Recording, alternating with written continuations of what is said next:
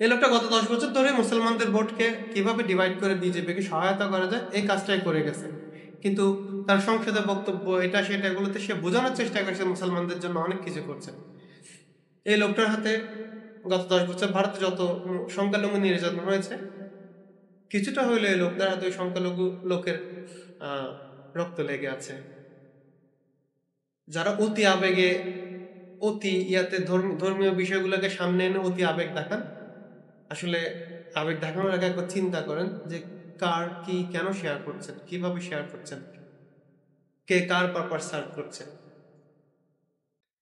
তো আমরা উপরে রাজনীতিতে আসলে আমরা উপরে অনেক কিছুই দেখি, বাট ভিতরে দিক দিয়ে চিন্তা করলে দেখবেন যে আসলে কে যে কার পারপাস সার্ভ করছে এটা বোঝা মুশকিল।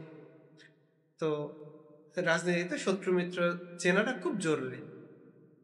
কে আমার ক্ষতি করছে, কে আমার সম্প্রদায়ের ক্ষতি করছে, কে আমার সম্প্রদায়ের লাভ করছে, যতটা উপর থেকে দেখে যতটা না বোঝা যায়, বাস্তবতা আসলে ভিন্ন।